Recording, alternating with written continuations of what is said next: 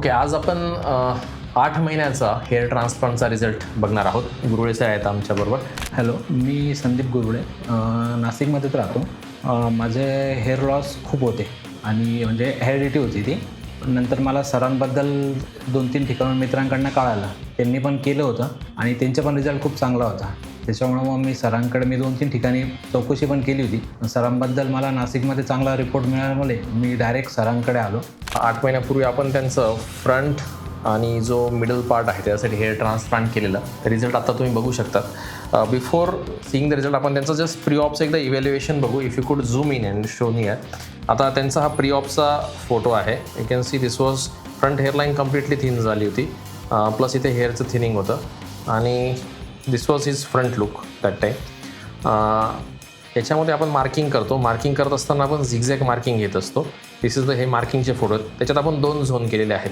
हा जो front zone आहे इथे आम्ही सुपर डेन्स हेअर ट्रान्सप्लांट केलेलं आणि इथे गॅप फिलिंग केलेली आणि हेअरलाईन करत असताना ती इरेग्युलर आणि झिगझॅग घेतली जेणेकरून ती नॅचरल दिसावी.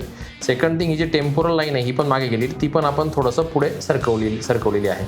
आणि हा जो अँगल आहे टेम्पोरल अँगल हा आपण क्रिएट करत असतो to give more natural look.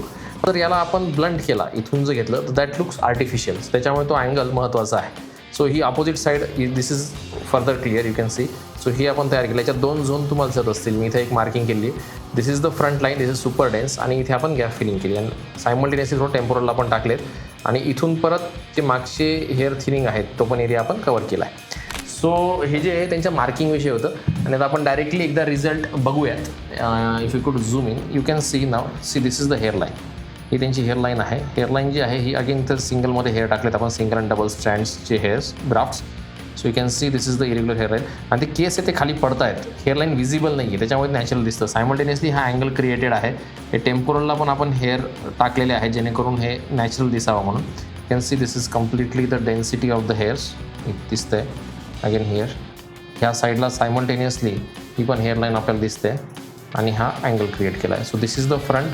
आणि माझा आता हा जो रिझल्ट बघताय तुम्ही, तो रिझल्ट माझ्या मित्रांनी बघितला. म्हणजे 9-8 महिन्यापूर्वी माझ्या मित्रांनी ज्यांनी मला बघितलं होतं त्यांनी आता 8 महिन्यानंतर बघितल्यावर त्यांना खूपच आश्चर्य वाटतंय का हे एवढा चेंजेस कसं काय होऊ शकतो बा. मी सरांचंच नाव सांगतो का होऊ शकतो. तुम्ही सरांकडे जा तर हा चेंजेस तुमच्यात पण येऊ शकतो. सो हे स्ट्रेट टाकलेले हेअर ते आर्टिफिशियल दिसतात. हेअरलाईन नॅचरल असली पाहिजे, डायरेक्शन प्रॉपर असली पाहिजे त्या केसांची आणि तेवढ्या डेन्सिटीत असले आणि टाकलेल्या केसांची जी कन्सिस्टन्सी ती आणि नॅचरल केसांची जर मॅच झाली तर तो रिझल्ट नैसर्गिक दिसतो आणि तो लॉंग टर्म देखील टिकला पाहिजे. नुसते केस आले 6-8 महिन्यानंतर आणि मग नंतर गेले 1-1.5 वर्षात ते उपयोगाचं नाही. त्यासाठी कोण करतोय ट्रान्सप्लांट हे तपासून घ्या. करणारा व्यक्ती हा प्लास्टिक सर्जन किंवा डर्मॅट आहे का हे महत्त्वाचं आहे, ते चेक करून घ्या.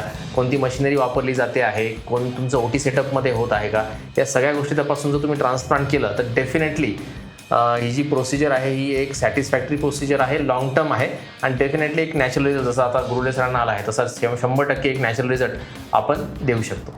धन्यवाद. Yes sir, thank you so much. तुम्हाला पण थँक्यू. तुमच्यामुळे इथपर्यंत झालं सगळं. Thank you so much for the trust. Yes sir.